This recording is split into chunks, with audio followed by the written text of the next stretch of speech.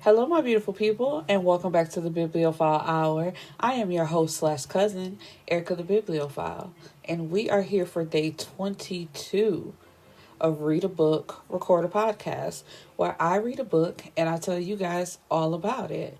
We are here for the mini series that comes after A Malice Love by Bianca, and it's a Mayhem's Love. I love Mayhem, and I love his and Olena's story, and I just want to jump right into it. So let's go. So here's a little background of A Mayhem's Love. Like I said, it follows A Malice Love with Malice and Cam's story, which is when they first met each other, they were using each other, but they ended up falling in love. Malice used to be an escort, and he slept with Cam's mom, but that was before he knew like who she was. And they fell, like I said, they fell in love, and they got married, and they had kids. And Cam used to be abused by her, well, we found out to be her actual stepfather, because her real father was in jail. It's a whole, I might actually do that because it's just a lot. But anyway, Mayhem is Malice's brother, and we're going to get into his story. But that was a little background of the Bailey family and how they all intertwine. Because Cam's real daddy name is Trent. And when Trent got out of jail, because after some information came out on Cam's stepdaddy, and like he was adding years and locking black men up just because, or making money off of it, he was let out of jail. And then he met Olivia. Olivia is Olena's sister. And, like I said, Mayhem is Malice's brother. So the family is all intertwined with each other. So that's how they know each other. But let's jump into their love story. So the family has a big house that they'll all stay together in, like from time to time. So Olena and Mayhem sometimes stay over, even though they have their own places, but it's just like a big compound for the whole family that they'll stay together sometime. So the story starts off with him being asleep, but being woken up by Cam and Malice's kids. They have twins, and then Trent Jr., because Trent and Olivia have a baby, and they just want breakfast. So he gets up to make them some breakfast, and Olena walks in the kitchen, and they don't really have a good relationship. They kind of, well, she hates him, and he knows that. So he'll talk to her, but she won't really say anything to him. And so when she walks in the kitchen, she's dragging her feet, and he tells her, you don't have to drag your feet when you walk. And she's like, why are you talking to me? Like, leave me alone. And so he walks up on her, and, her breathing starts to change. And it's like, girl, I know you want me. And she's like, I do not want you. You mess with Charisma, that fake body ass bitch. And this takes him by surprise. He's like, who told you that? And, she's like, it's all over. She posts you all on her Instagram. It's so many pictures of you. Like, please, just leave me alone. You go back to talking to me, and I'll go back to ignoring you. And we all good. So he comes and stands behind her and asks her again. He's like, how do you know that I be fucking with her? So he asks her to pull up her Instagram, and she does. And there's so many photos of him, posting home is where the heart is. She'll post his initials, #love, bond is better than a title, no face, and hating hoes ain't happy. And this confuses him because they don't have that type of relationship. And he's like, some stuff does need a title, so there's no confusion like what they're doing. They've been fucking around for 2 years, but it's technically not a relationship, even though Charisma seems to be confused by that. But he's resting his head on on Olena's shoulder as she's just scrolling through Charisma's Instagram for him. And then they hear somebody clear their throat, and Cam and Malice are standing there looking at them like smirking. And Olena's like, oh, no, no, no, no. It ain't even what y'all think. I'm finna go get my crystals, and I'm gonna cleanse my body of him. So, this was just a mislapping judgment. And they looking at her like, girl, you trying just a little bit too hard to convince us that ain't nothing going on right now. So a few hours later, Mayhem goes to Charisma's house to see what's up with her posting all that stuff on Instagram.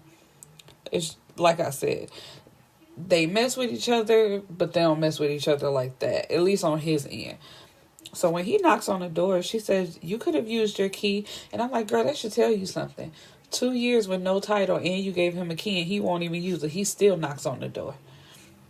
But he also has a bad experience with walking into a woman that he's intimate with, just walking in, even though he does have a key. And so he's like, no, I'm good.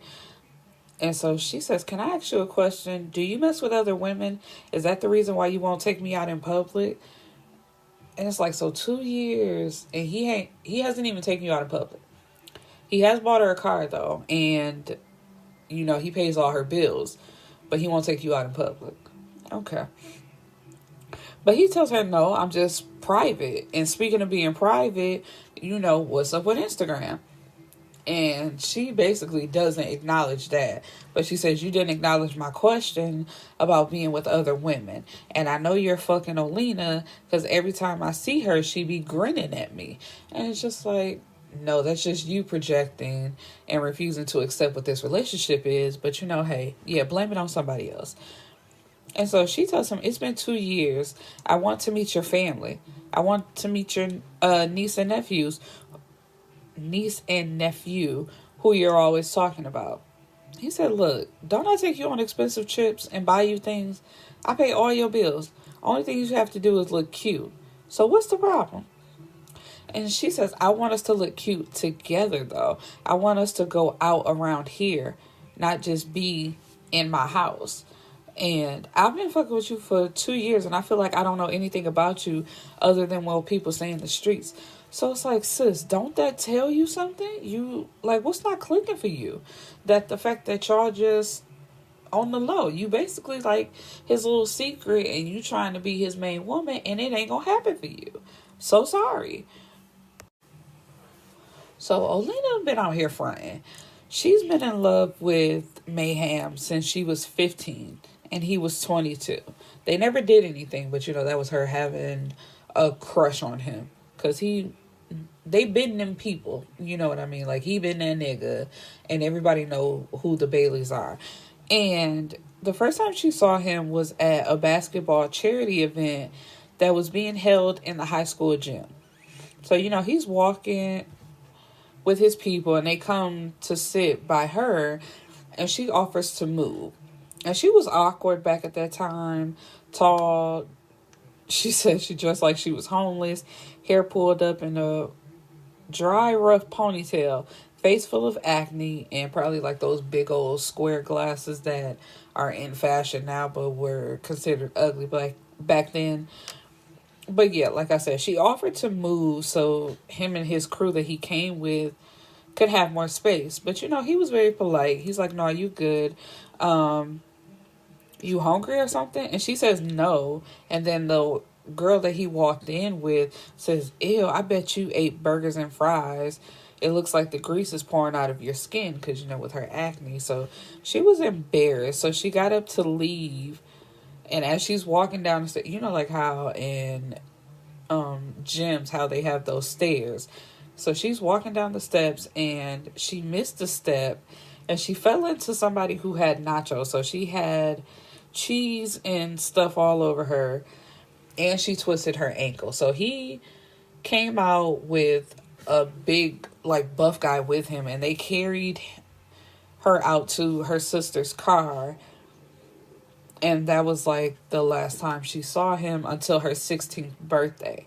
And a friend of hers convinced her to go up to him at the mall and ask him to take her virginity. And I don't know why she agreed and did it.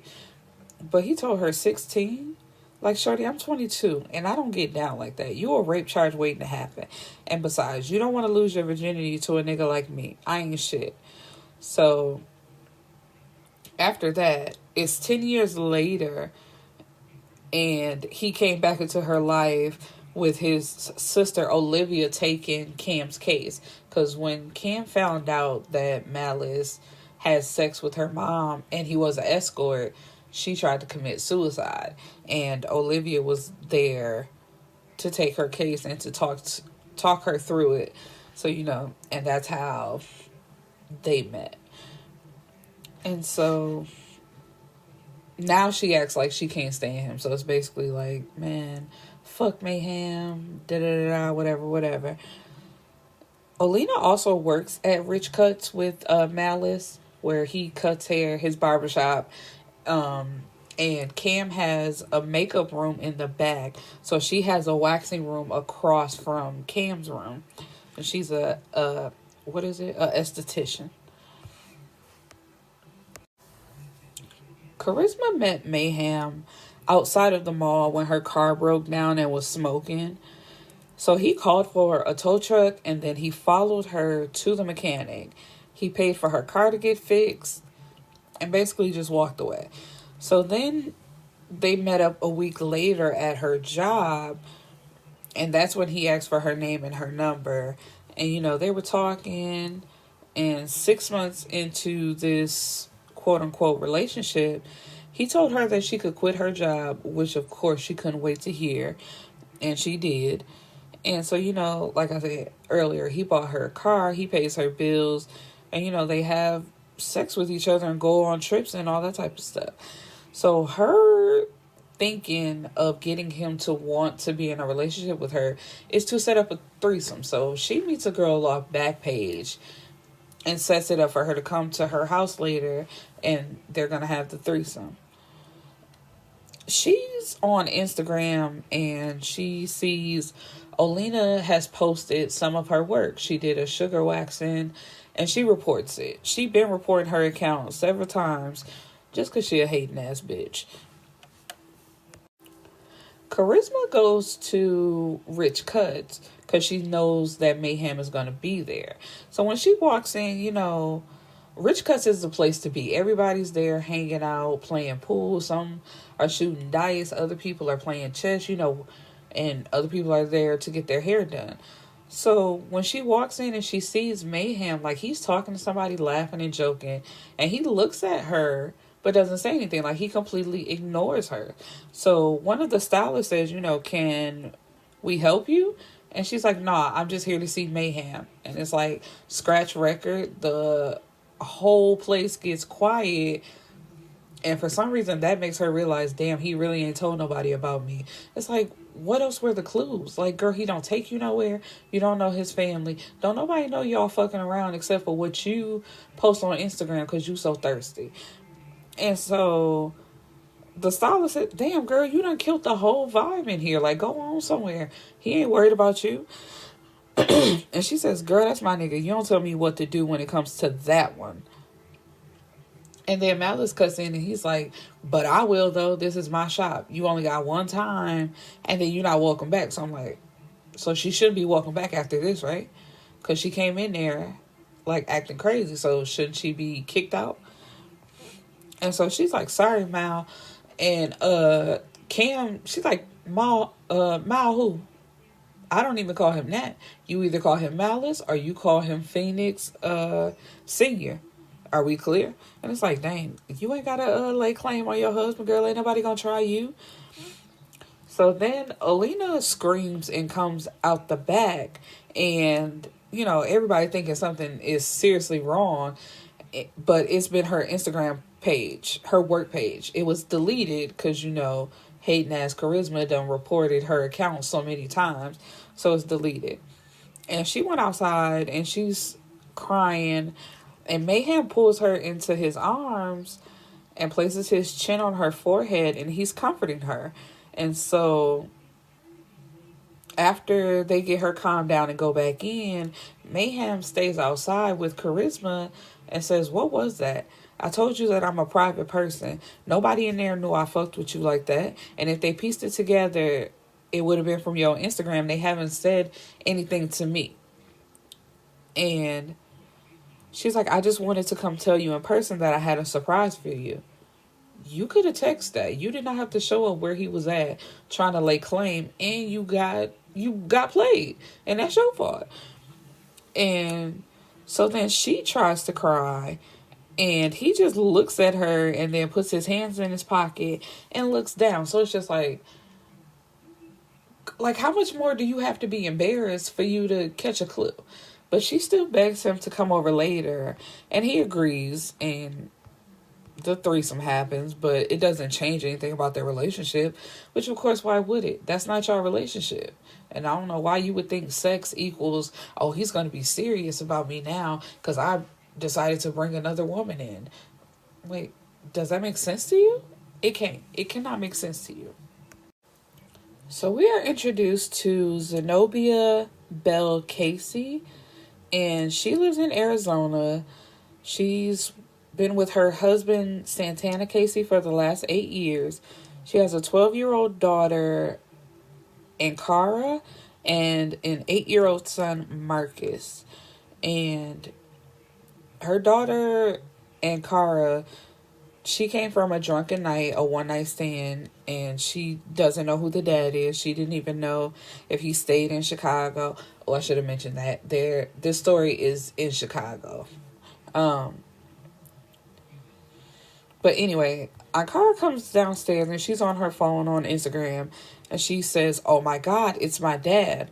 And this confuses Xenobia because she's like, she told her daughter what happened, and I don't know who your dad is. But she shows her the picture, and it's Mayhem.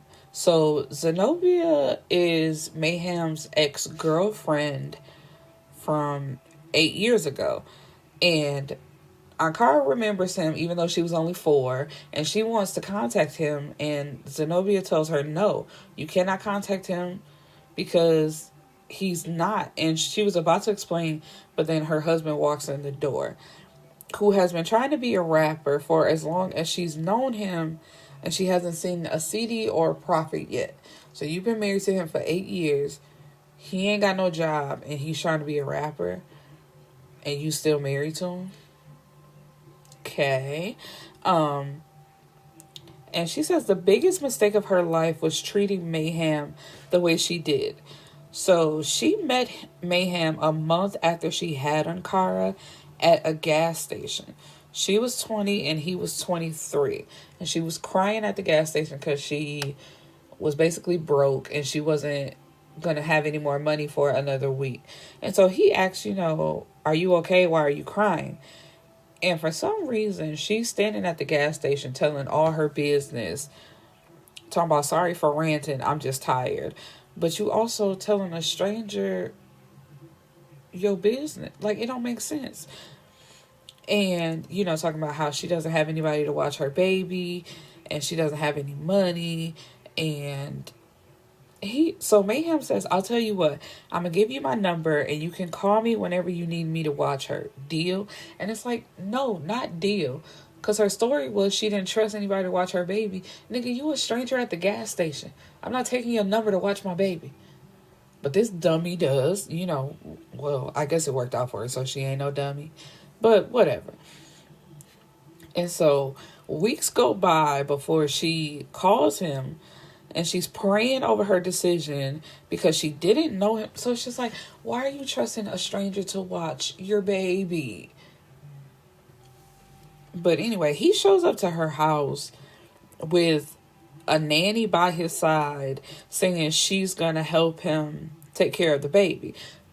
So you offering to watch a baby and you don't even know how to take care of babies. You got a nanny. And she's still skeptical because she's thinking that they may try to kidnap her baby. But you still walked out the door anyway because she had an important test to take because she was going to school at that time to be a nurse. But it's like, girl, you still left. So when she came back, Mayhem was laid on his couch with, laid on the couch with Ankara on his chest. And she let them watch her a few more times because, with her dealing with school. So we're fast forwarding to 4 years later. They're in a full-blown relationship. Well, the same situation that he's in with Charisma. Like, he's paying for stuff and taking her out, but she hadn't met his family yet, which seems to be a thing. So it's just like, y'all ain't as special because y'all don't meet the family yet. And Ankara loved him. She called him dad, and he didn't correct that. And at that time, she believed that was the only reason why she was holding on to the quote-unquote relationship, because Mayhem treated her daughter so good. And he had told her that he loved her and he wasn't cheating. And she believed him. The mistake happened when she was talking to one of her guy friends at school. And he convinced her that Mayhem didn't really love her. And I'm like, how? How a nigga you talking to just convinced you that your whole relationship ain't real? But I think she just wanted to do some dirt. So anyway, her and the guy went out for drinks. And Mayhem had Ankara at Chuck E. Cheese. And then later they came back to her house, Xenobia and her guy friend. And they were having sex. And Mayhem was standing at the door with roses in his hand. So he goes to his hip and grabs his gun. And then he goes to the nightstand and pulls out a silencer. And he kills the guy that she was having sex with and tells her the only reason she is alive is because he loves the little girl so much. So she needs to pack up. Oh, no, before that. Sorry, jumping ahead. And he said, what did I do to you? I loved you. I did everything you wanted me to. I was everything you needed me to be. And he pulls a ring box out of his pocket and starts twirling it around in his hand. Today I was going to ask you to come to my parents' house for dinner so you could finally meet my family. Today was going to be the day I asked you to marry me.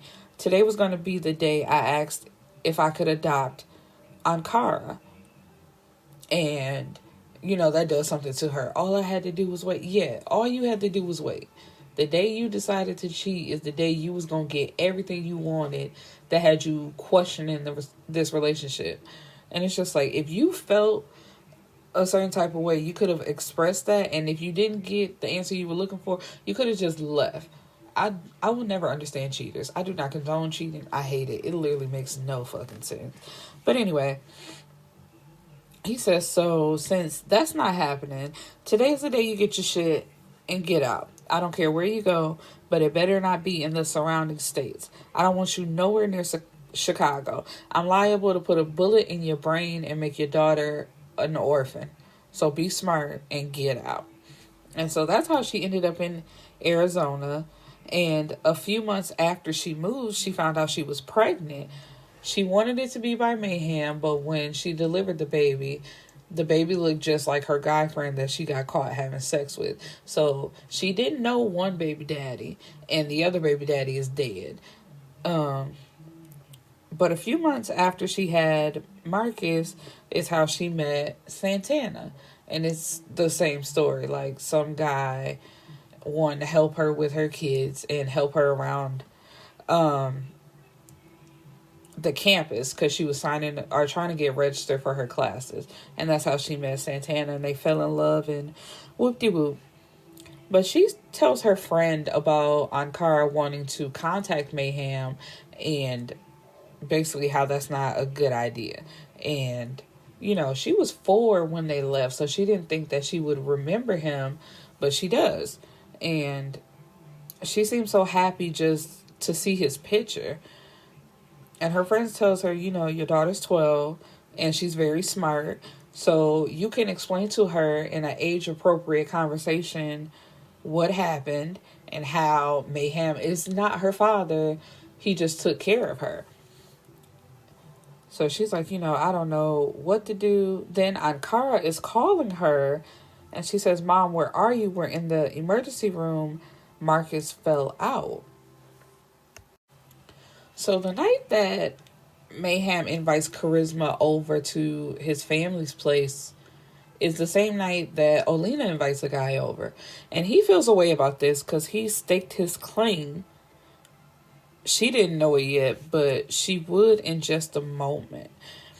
And so the guy that Olena brought over, Pootie, who is the girl twin of Cam and Malice's kids, climbs onto her lap and says, "Who is this man, TT? Is this my uncle?" So Malice and Mayhem shout no. And Malice looks over at him like, I know why I'm saying no, but why are you saying no like that? And Mayhem doesn't acknowledge it. And she says, well, if he marries me, Pootie, he will be your uncle. And so she turns towards the guy and says, what's your name? And Mayhem says, what did your Uncle Mayhem tell you about talking to people you don't know? So the little girl screams, stranger danger, and runs off. So everybody finds it funny, of course, except Olena and the guy she brought, which his name is Rusty, Rusty? I want to talk to your parents about that one. Mayhem is coming to grips with his feelings of wanting Olena, and so the whole night he's just looking at her and Rusty interact and basically not paying Charisma no attention. And he says, Rusty tells Olena, if you keep doing the things you do, I'll give you a ring sooner or later. So Mayhem chuckles, and Olena says, look, you've been sniffing, snorting, cackling, smacking your lips, and rolling your big bug-ass eyes every time Russ opened his mouth. What's the problem? I wasn't doing none of that when Pinocchio was talking. And that's what she calls Charisma, Pinocchio, because Charisma has gotten a lot of work done. Her nose being one of them. And Cam is so petty. She said, oh, who's Pinocchio?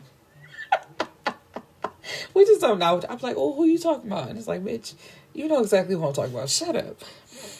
And Charisma says, out of respect, like she about to start popping off. And Olena tells her, we can go outside where it ain't no respect if you would like to. Knock that fake ass nose right off. Be looking like Michael Jackson when his nose popped off. And sorry. I'm so sorry. Anyway, so Mrs. Bailey, the mom, like Malice and Mayhem's mom, she's like, all right, that's enough. All the kids, come on, let's go upstairs. And she turns to Rusty and says, it was a pleasure to meet you, and I hope that I will see more of you. And then she looks at Charisma and says, Charisma, and like nods her head and walks away. And it's like, So, girl, that's another thing you should know. You ain't make the family after 2 years. Then when you do, mama ain't giving you no type of fever or play. It's basically like, girl, get the fuck out. So Rusty tells Olena to chill. She's like, I'm chill. She don't want no smoke with me. She just better sit over there on that half-deflated ass. Oh, I get it. You mad because you look like a boy and you a hoe. I bet he don't know that. And Olena shuts her down real quick. She's like, actually, I don't hide nothing from nobody. I don't pretend to be nothing or nobody that I'm not.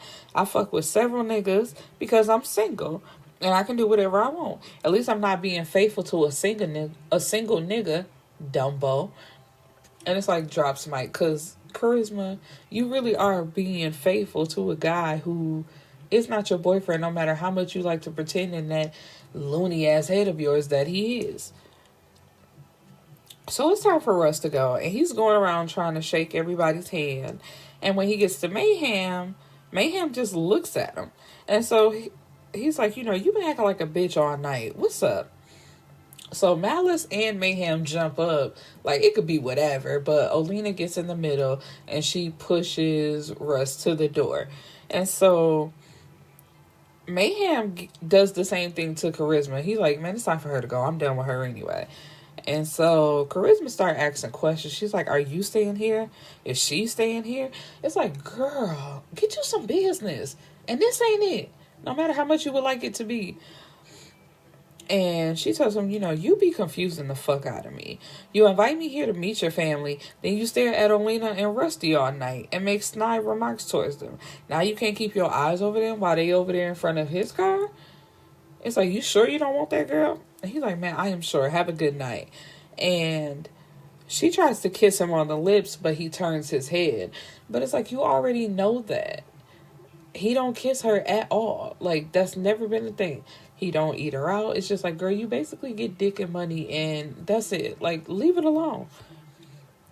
And so after Charisma and Rusty leave, Mayhem grabs Olena up by her neck and says, don't you ever in your fucking life talk to me like that in front of a nigga. Do you understand me? And she tries to get smart, and he tells her, your mouth is too smart. Every time you say some smart shit, I'm going to choke you up just like this. When you answer me, it's either yes or no, sir. Do you understand? And she says, yes. Yes, sir. And then says, why are you doing this to me? You come into my space, play with me, and now you're choking me and talking crazy to me like you own me? You ain't my nigga. And he tells her, man, go in the house and wash that nigga off you and stop playing with me. Because if I have to come near you, I'm going to grab you up again. So what you want to do? And she was smart, and she took her ass in the house, and she went upstairs and probably went in the shower and just got out his way. And so he goes back to the living room, though, and everybody's looking at him like he crazy. He like, what? Nigga, what? What you mean, what? You got something you want to say? Your eyes were on Olena all night, and every time her man said something, you had a smart remark. And he's like, no, the answer to whatever you are thinking is no, excuse me. I just had a bad vibe from dude, and I just want to make sure she's safe. That's it, that's all. Mama Bailey ain't buying it. She says, whenever you start over-explaining yourself like that, you're lying. So, you ain't got to fake the funk for me, baby. I see what's going on. And so he goes upstairs to take a shower himself, and when he comes out, he checks his phone. Charisma has texted him twice. The first one was saying how much she loved his family and she hopes she can come back, and how the daddy is fine and the nieces and nephews are cute. But then she also says, I've been thinking, it's been 2 years since we've been fucking around, and I think it's that time we put a title on what we have. I don't want to feel like I'm wasting my time with you. You've already wasted 2 years, but anyway, you have my heart and soul. How, when y'all barely talk and it's just sex and money and vacations? And I'll do anything to be with you. You know that. I want to be your wife one day. Just to say that you're his wife, because he's that nigga. And please let me know if I'm wasting my time. You should have known that when you tried to kiss him and he wouldn't kiss you. He doesn't go down on you. He won't spend any quality time with you outside of your house. And I can't imagine what y'all talk about in the house, because he's not that into you. But hey, whatever. So Mayhem is part owner of his dad's taxi company, and that's how they move their weight around, aka drugs. And his dad has been pushing weight since before he was born. He was working with his goddaddy Trent, which, remember, Trent is Cam's real daddy and now Olivia's husband, before he got locked up for 22 years. He got out 3 years ago on the technicality because Kaysen, who was Cam's stepdaddy, was out, like I said, outed for giving unnecessary long sentences. So, and now, and also like other people on their team was also let out. So, we back in business full force, baby, moving this weight, owning legal companies, it's whatever. So, basically he gets to be the boss. And he loves that. So anyway, he goes to Olena's door and pushes it open, but she's not in there. So you get an attitude. He's like, man, if she don't let this house, I swear to God, it's like, what you gonna do? Go look for her? But anyway, he finds her in the theater room that they have in this big old house on FaceTime with another dude, not the dude that just left from the house. And for some reason, he admires that because it's like, damn, she the female version of me. Like, okay. But she hangs up and because he's standing like right over her. She's like, what I do now? Why you in here now? Leave me alone, please. And he says, don't let that nigga hype you up. Your pussy don't taste that good. Because the guy on FaceTime, he like, man, where you at? Just come over. Let me eat you out. Like, we can cuddle. Like, damn. Nigga was begging. But she said, shit, Frank didn't say that. Frank who? The only Frank you know. So he snatches her phone and calls Frank. And Frank is his best friend / right-hand man. And so Frank answers the phone like, who this? This Mayhem. You be fucking with Olena? And he like, Olena that work at Rich Cuts? Hell no. Who told you that? I will never fuck with her. Not after shit I heard. I love my life. And so Mayhem like, man, what you mean? Shit, I heard a nigga say she got that monster. The nigga said she got so wet, he ain't know what to do. He thought she was peeing on him. She ain't about to vice grip me and have me out here acting like a bitch ass nigga. And it's where am I? I heard that motherfucker got a whole rotation and all those niggas know about each other. Man, she got that Erykah Badu voodoo and I'm not having. Why you ask though? And he's stuck for a second. He's like, damn, niggas really be out here talking like that? And it's like, yeah, nigga. And he said, damn, could be me. That's all I wanted. And then hung up on him. Like, how you gonna hang up on your best friend? Because you got caught out here being nosy and jealous. Low-key jealous. Because, like, nigga, otherwise, why are you calling? So when he walks back in the room, she just sitting there like, did you find what you was looking for? And he's like, why you lie? Why you worried about why I lied, though? And so he like, man, you gonna make me shake the fuck out you. So they stare at each other for a moment before she jumps up and calls herself like putting her hands around his neck. But it's not the same effect when you do it, sweetheart. So he like laughs at her a little bit. And then that somehow changed into her going down on him. And his thing is after Xenobia did what she did, she was the only person that could make him come from head, and nobody else has been able to do that. But now Olena is the other person who can do that, so that's linking them even harder together. So afterwards he tells her, you know, come on, let's go to my room. But when they get there, she says, I don't think we should be doing this. Sex changes things. I don't want my feelings to resurface. We just shouldn't do this. I'll leave you alone and please leave me alone. So he's like, feelings resurface? What do you mean?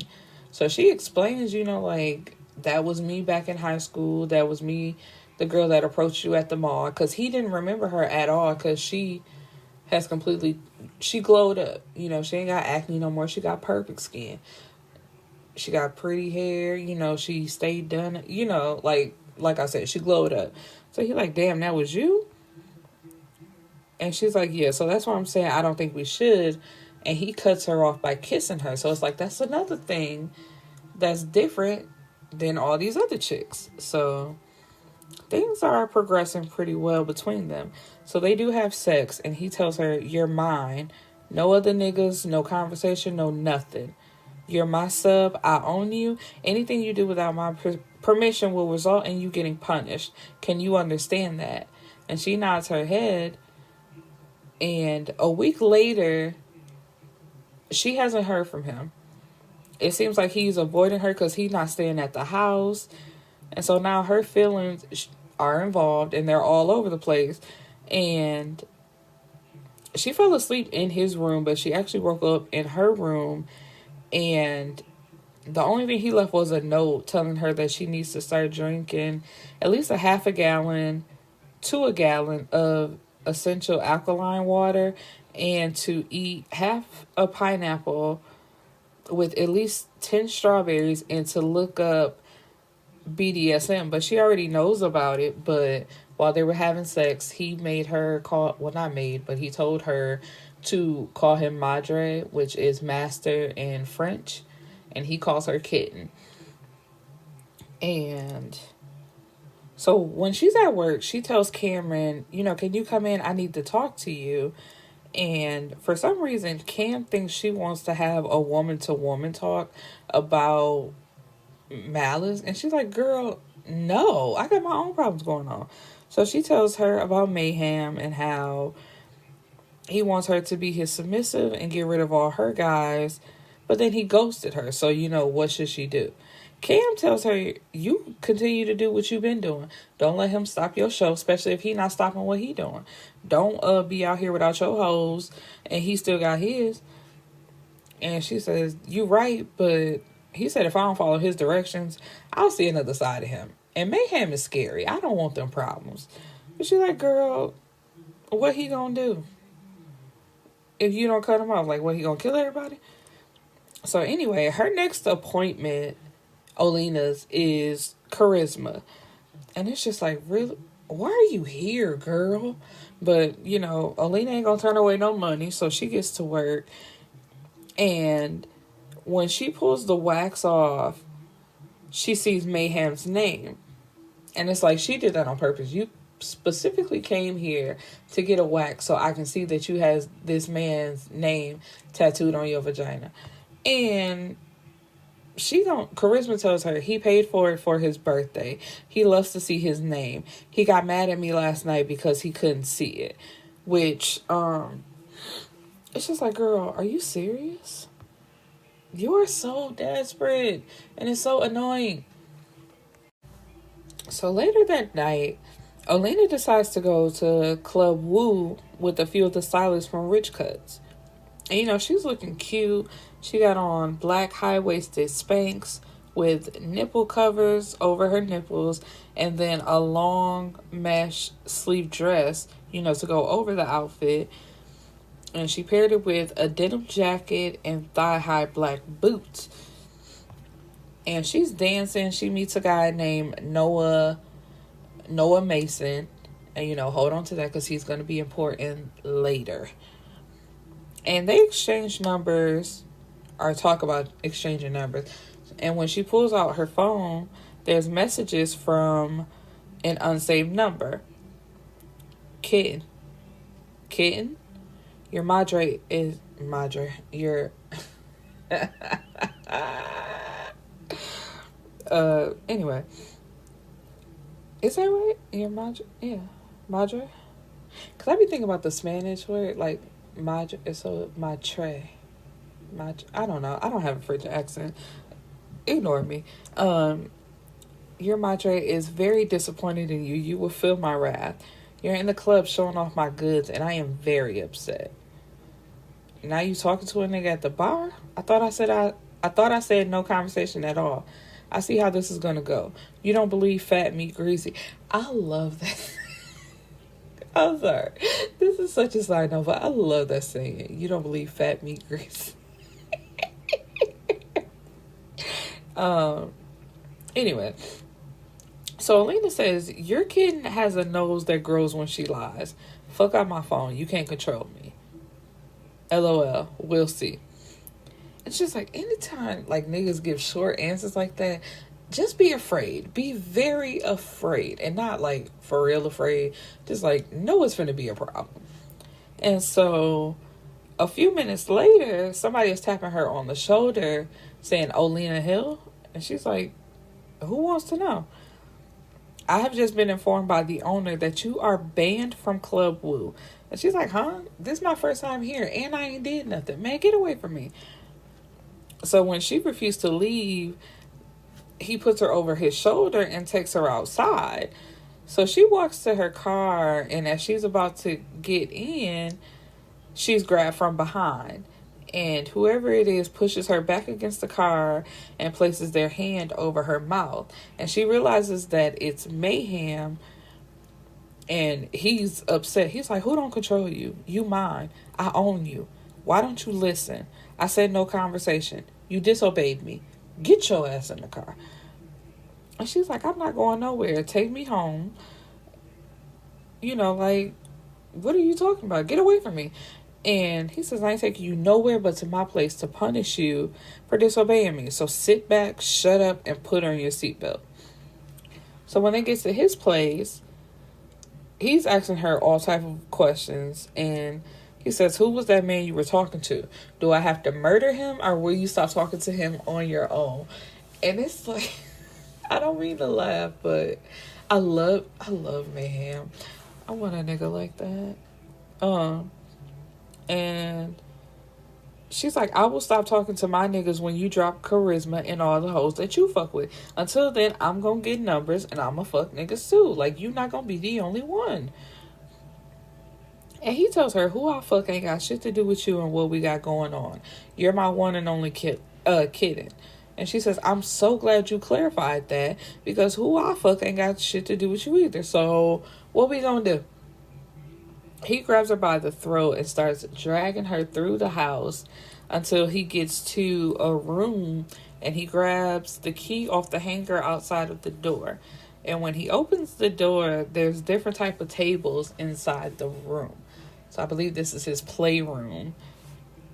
And he tells her to get undressed, and he puts her on the table and like ties her up and tells her, you're going to learn to respect me. I hate to have to hurt you because I want our relationship to be good.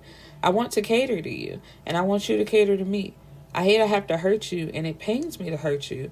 But how else will you learn?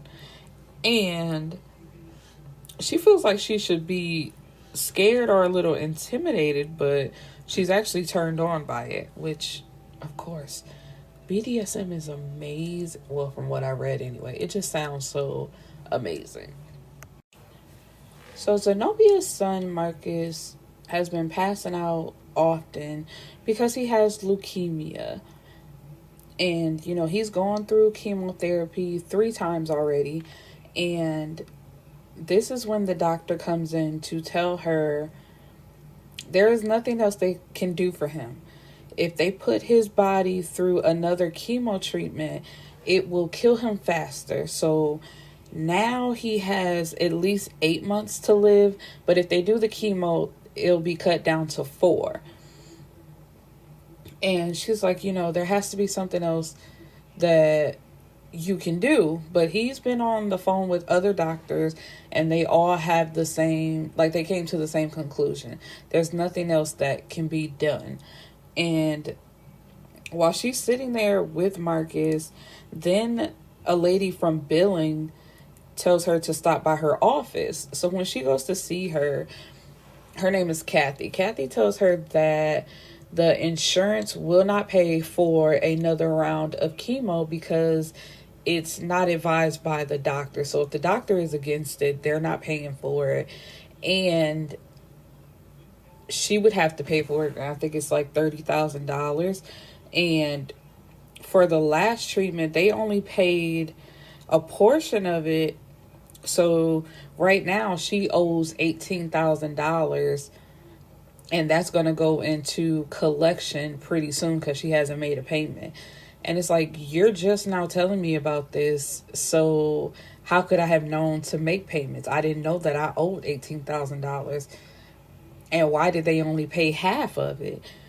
And even with him being in the hospital right now, that's accumulated $15,000. So that's, can I do math? 18 plus 15, $33,000 right there. Then on top of that, another $30,000 for the treatment.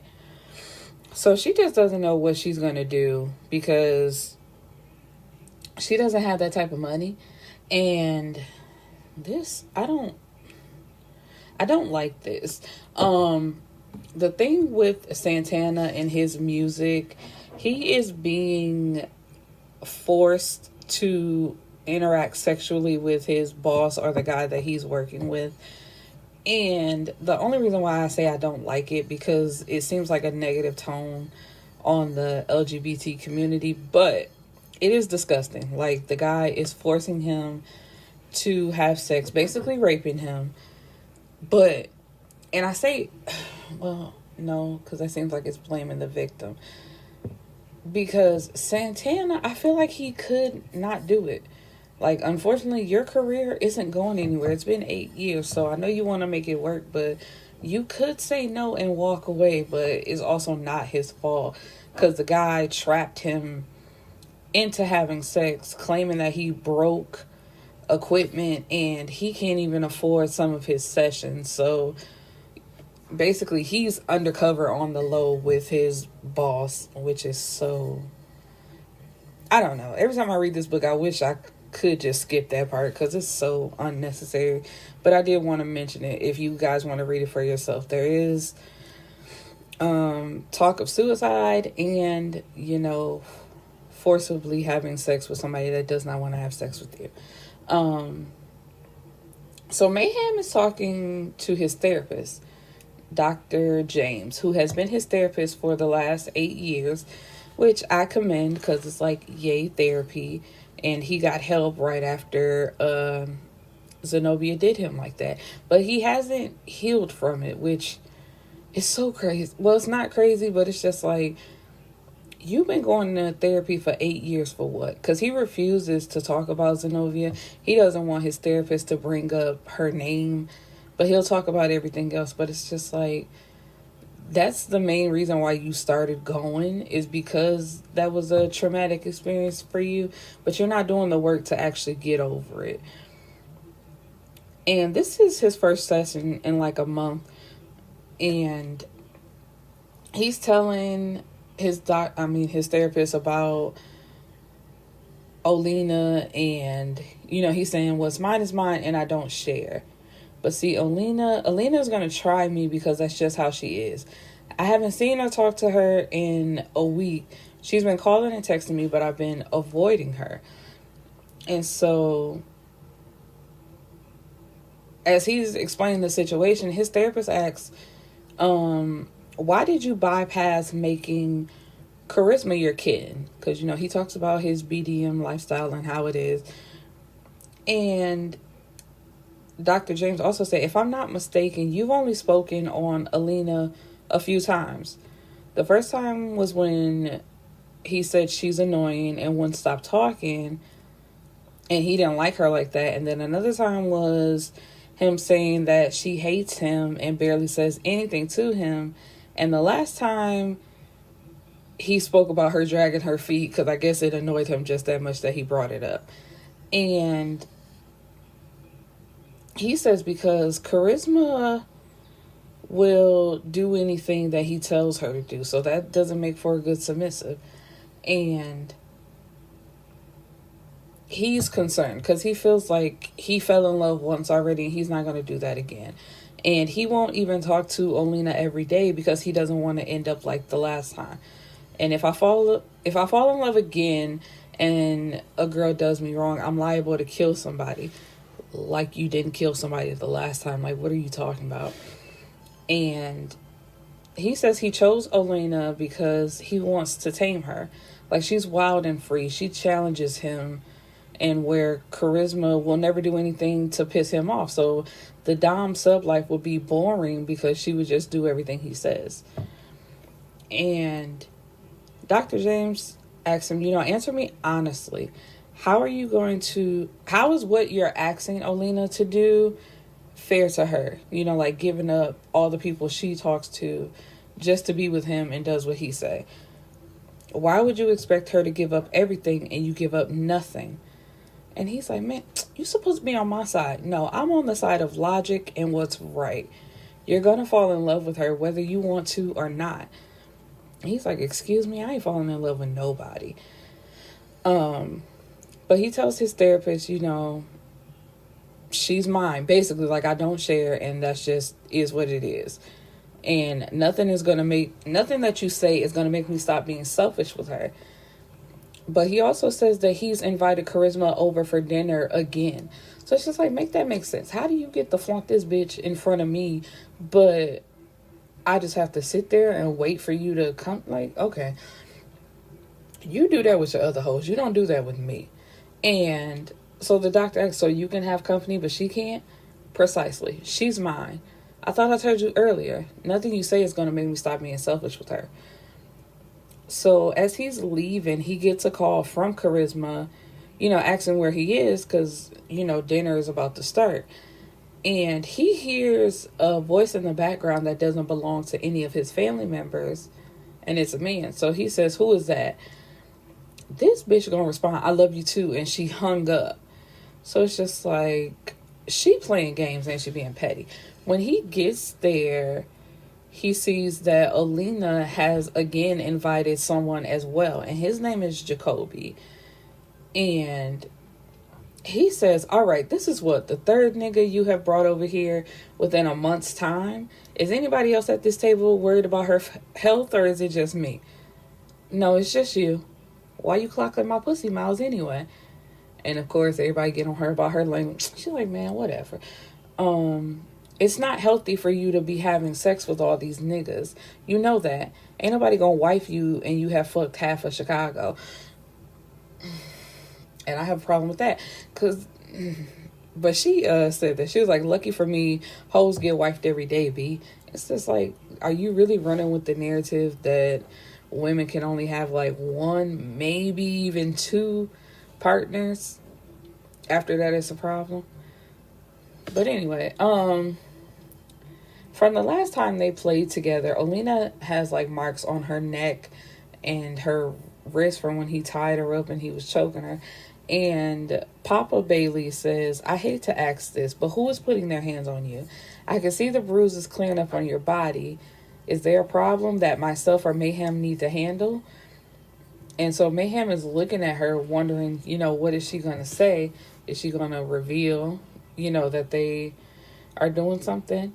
And, he's like thinking to himself, I put those bruises there and they're so beautiful on her skin. But she just says, no, I'm fine. We were playing.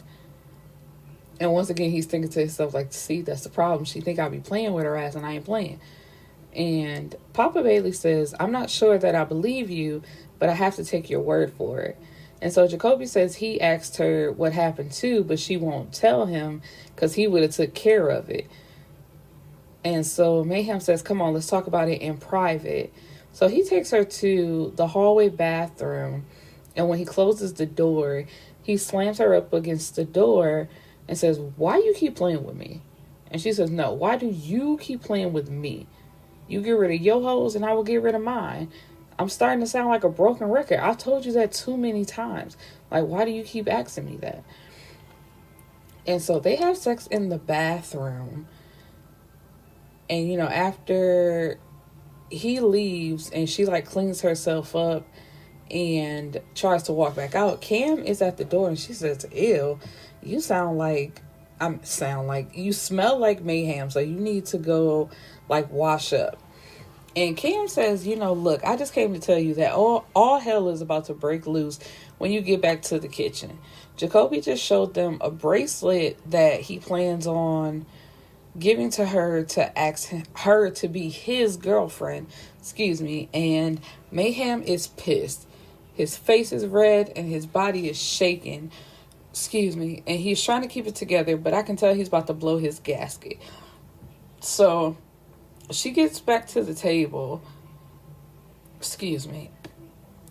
And Jacoby pulls out the box with the bracelet and says, Olena, I was wondering if you wanted to be my girlfriend. Just you and me. But before she can answer, Mayhem calls her name. And she looks over at him and he's shaking his head no. And she could tell this is about to get ugly, but forget him. Because he's refusing to cut off his people, so why should she cut off hers? Charisma tells him to calm down and let her answer his question. Olena, before you answer that, tell them what just happened. Tell them what I just had you doing in the bathroom. Zip it, muskrat.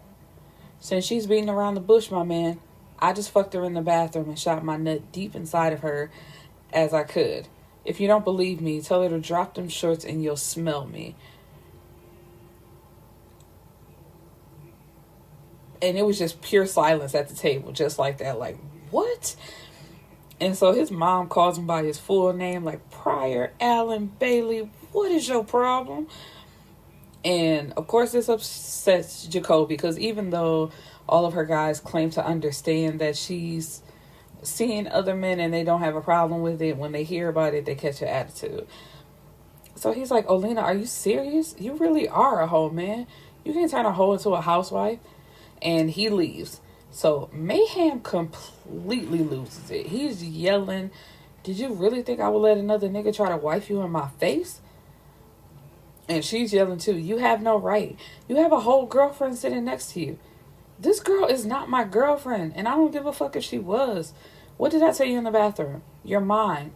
You belong to me. I don't know how else to make you understand that. That's not fair to me. I don't give a fuck what's fair to you. Take your ass upstairs." What if I don't?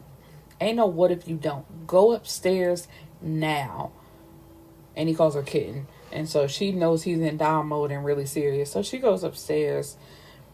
And Mama Bailey comes up to talk to her like, I know what's going on with y'all. I know you're his submissive because I'm Papa Bailey's.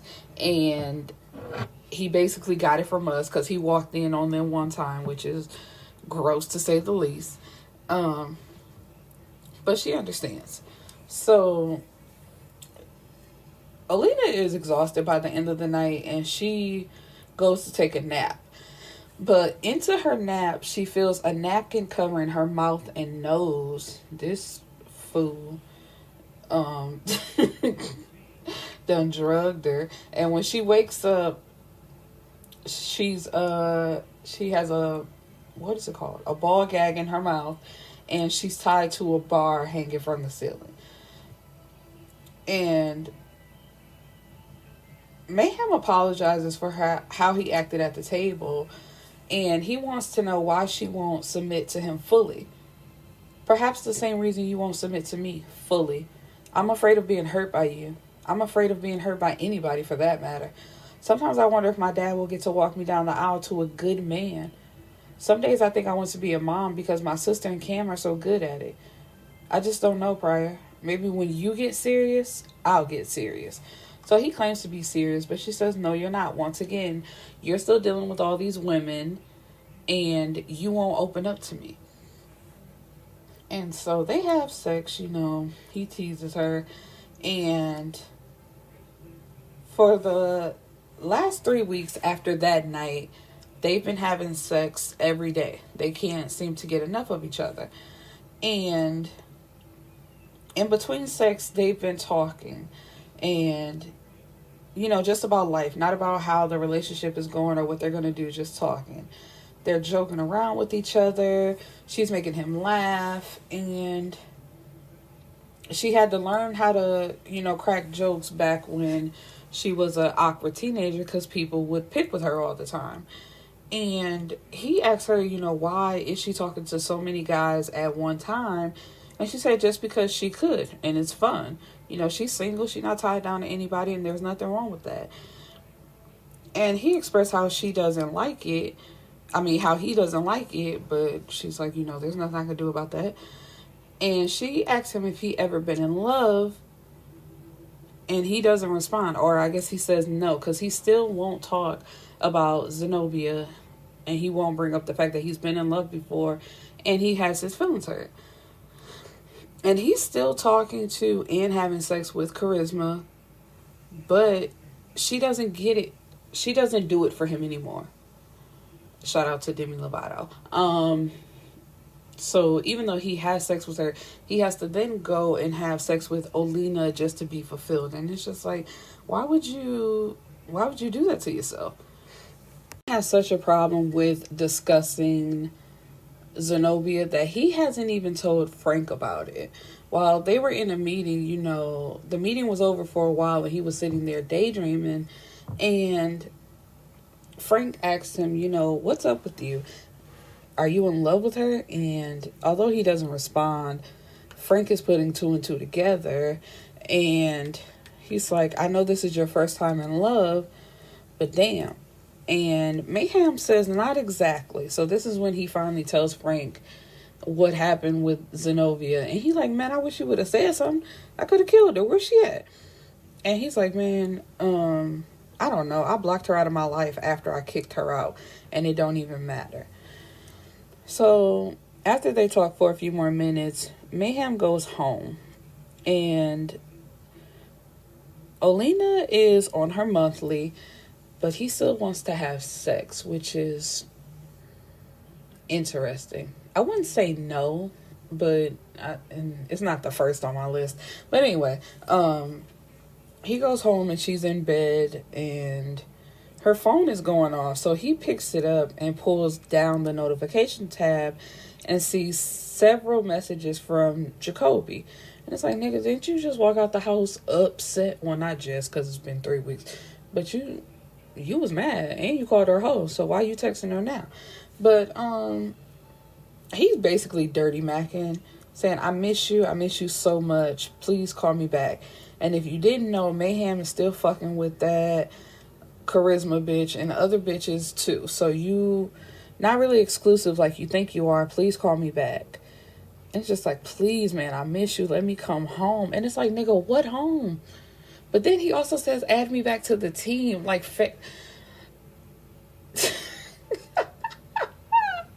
if a nigga ever asks to be added back to the team, I'm done.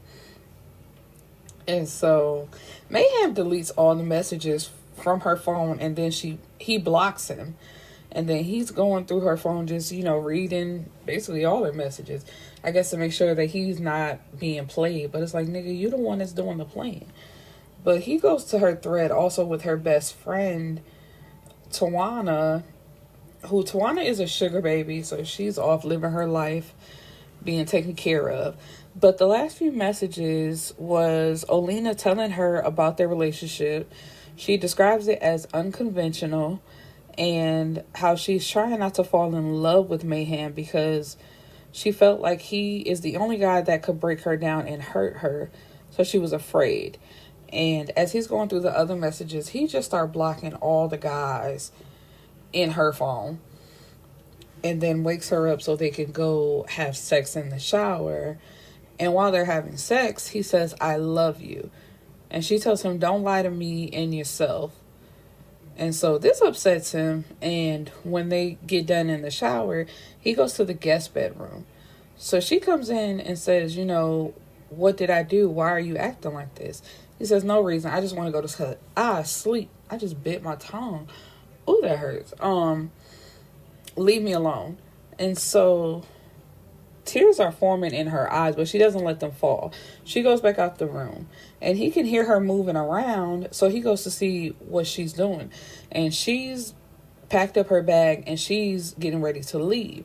So he calls out to her, but she says, man, fuck you. I'm over this and this bipolar shit that you do. And she leaves and slams the door. After she leaves, she calls her sister and tells her what happened. And Olivia starts laughing. And she lets her know, Mayhem is mad because you didn't tell him that you loved him back. But Olena doesn't believe that he loves her. It's like, how can he love her when you don't do couple stuff together? He doesn't take her on dates. He doesn't send her cute messages throughout the day. All they do is have sex. But it's like, that's not true. It's like, y'all have conversations and actually talk to each other. And then add to the fact that when she was on Instagram, Charisma posted a photo of her feet in Mayhem's lap and then tagged her in it. So she liked it and put her eyes under it. And so it's just like, she's basically done with this nigga at this point. Like, man, fuck him. She's also been getting DMs from Ankara, but she doesn't know who that is. She just sees it as a name.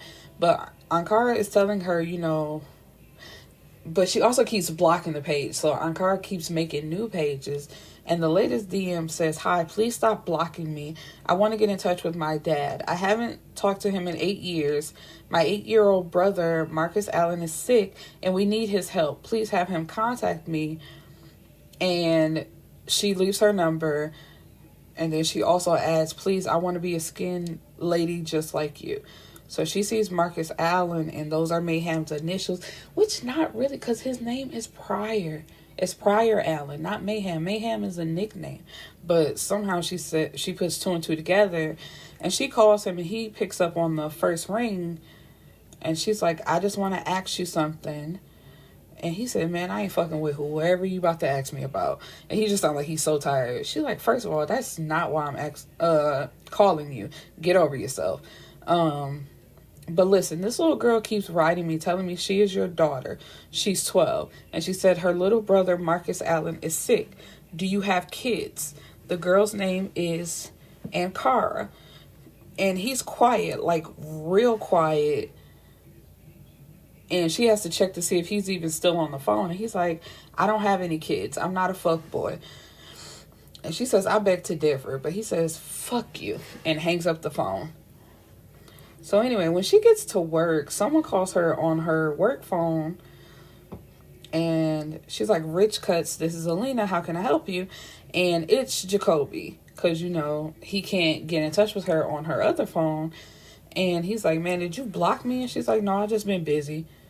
Busy fucking Mayhem. And he's still fucking every bitch that will open their legs up for him. I saw him coming out of Charisma's house a few days ago and last week sometime. And that made her think about the picture. And it's like, wow, so he really is still going to see her. But she tells him, Mayhem is a grown single man and can fuck anybody he wants to. And I'm a grown single woman. Don't let me hear you trying to dirty Mac again, because I really will block you from everything. You a grown man. Which is so true. It's like, nigga, I don't need you to tell me shit. If I'm going to find out, just let me find out. Let the universe tell me. I don't need you to throw it in my face. And so he apologizes, then begs her to meet him at the park after work. And so she says, yeah, it's a date. And he's like, and she asks, can I call you back at this number? And he says, yeah, this is my work phone, but I'm telling you that you blocked me. So she goes through her phone and is like, I'm telling you, I did not block. But then she finds his name on the block list, and she puts it together that Mayhem blocked him and her other dudes. And so she unblocks them all. And then as they're walking through the park, Jacoby tells her, man, I missed you so much. What did you do to me? Like, he's swearing that she put some type of voodoo on him. And she's like, man, I ain't did nothing to you. And then her phone starts going off, and it's Mayhem calling her, but she just cuts her phone off. And so once again, he goes into his pocket and pulls out this bracelet and gets down on one knee. And it's like, why are you being so dramatic, asking her to be your girlfriend? This ain't a proposal. But she's going along with it. And he says, Olena, will you be my? And then his words are cut off. And she feels what she thinks is water hitting her face because her eyes are closed. But when she opens her eyes, she sees half of Jacoby's head has been blown off and his body is falling over. So she screams and jumps back and gets into her car and goes to Mayhem's place. And she walks in yelling, Mayhem, somebody just shot. But she sees Mayhem is sitting on the couch with black gloves on and a rifle in his lap. So she can tell where he just came from and what he just did. And so he tells her, you know, while you're standing there, go in the room and pick a table. And she's like, no, you're a murderer. No, Olena, you are the murderer. It was you who agreed to meet with him like I wouldn't find out. It was you who thought just because you walked out of here with an attitude that the rules didn't apply anymore. So, Olena, my dear, you are the murderer. You killed him, not me. I don't know why you thought I was playing with you. And he says, at this point, I'm sick of fucking dealing with you and your shit. I'm trying my best not to kill you. If I'm being honest, I'm giving you an ultimatum. You either waltz your little ass in there and pick a table, or you leave my home and never speak to me ever. Either go in there or get out. And of course, she's not done with him. She loves him too. She just doesn't want to admit it. So she goes into the room. And while he has her tied up and he's spanking her, she says, you claim you love me, but you don't even know anything about me. You haven't taken me on one date. You don't even know what my favorite food is, my favorite color. You told me you love me because you're trying to control me. You just killed a man because you're trying to control who I fuck with and who I talk to. But you won't stop talking to Charisma. And she starts to cry. And he's smoking while looking at her and says, pizza. Your favorite food is pizza. Pink is your favorite color. Your favorite piece of jewelry is the diamond teardrop that my mom bought you for Christmas. When you are having a bad day, you wear all black, including eyeshadow and lipstick. When you are having a good day, you wear pink eyeshadow and red lipstick. You only wear red nails with white toes. That's all I've ever seen you wear. You change your hair 50 times a week, and you always seem to go back to the braids. When you are angry, blushing, or tired, your cheeks turn red. The small black, what is this? Turbilon? Turbilant? I don't know. It's a crystal. I don't know nothing about crystals. You wear around your neck is for protection. Any other questions? And this is causes her to be speechless, and I'm trying to understand why. Because y'all have had conversations. You thought he wasn't listening? Why you with a nigga that you think don't listen to you? And so he asks her the same questions, and she can answer. And it's just like... So after they make up, Olena decides to not have sex anymore, or decide that they should not have sex anymore. So nothing is clouding their judgment. But they are exclusive. It's just them two. And he takes her on a trip to Rome where, you know, they're having the best time. They're getting even closer to each other and just spending time together. And she gifts him with a locket with the picture of them together. And she says, look, I know it's not much and I will never be able to afford all the things that you can. But he tells her, you know, that doesn't matter. I love it. Don't worry about it. And he also has a gift for her. And she says, you just gave me this whole trip. You didn't have to. But as she opens the box, she's speechless. It's a diamond bracelet with an M and O charm hanging from, you know, the bracelet. And she loves it. And it's just pulling them closer together. And they weren't having sex, but then they do have sex. And he's reciting a poem. I just think this is so cute. But I'm going to read it. When you asked me what it is about you, I couldn't tell you why. It has taken me till now to discover why you make me feel so high. It took one glance from you, your hypnotic eyes. Now I don't want to be without you. One soft, smooth touch, then your voice in my ear. I am powerless against your spells. Don't say things you think I want to hear. I tried to resist it. I pushed you away. I'm spoken for now. Now I'm here to stay. Trapped when you hold me tight in your arms, especially when you kiss my lips, using all those ungodly charms. From that first smile, which seduced my soul, all this fucking passion is now out of my control. Is this inspiration in my heart? Why are we put here to live? Or is it only the temptation from your voodoo forcing me to give? If this were not meant to be, could you please tell me why? The thought of you not in my world makes me want to cry. And if I ever fall in love again, I will be sure that that lady is just a friend. Olena, be my friend, Olena. Let's fall in love with each other. I love you. And she says, I love you too. And it's just so great. And so they're still not defining this as being a couple. But, you know, like I said, they're just exclusive to themselves. But he's still getting calls from Charisma, who wants to know, you know, what's going on. And if they are a couple, because he's now showing up on Olena's Snapchat. And of course, for some reason, Charisma follows her everywhere, being a little stalker. But, he's at home waiting for Olena to get there, and she should have been home like an hour ago, and she's not answering her phone. So he pulls up to the shop, and she's standing outside talking to a guy. And so, of course, he thinks that she's trying to play him. And he asks, what the fuck is going on? And she says, calm down. There's nothing going on.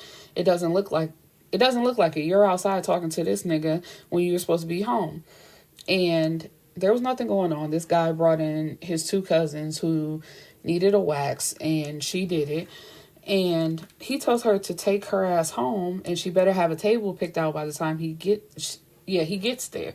And she's like, you know, he just told you. I don't care what he said. You do what I tell you to do. So she leaves, and he jumps in his car, and he unblocks Charisma's number and calls her because he feels like Olena's trying to be on something slick. So he's going to hurt her before she can hurt him. But when Charisma picks up the phone, he hangs up because he's like, you know, I'm not finna do this. And he's getting ready to mess up what he has with Olena over his own paranoia. And he knows that the type of person she is wouldn't lie about something like that. But he's still going to punish her for not calling and telling him that she took 2 walk-ins. And so Charisma is not calling him back to back since he unblocked her number. But he blocks her back as soon as he gets in his driveway. And when he gets in the house, he calls out Kitten. And 2 voices answer. And one of them being Xenobia and the other one being Olena. He sees red and reaches for his gun in his waistband. And it's to be continued. So I hope to see you guys back tomorrow for part 2. Peace and blessings, my beautiful people.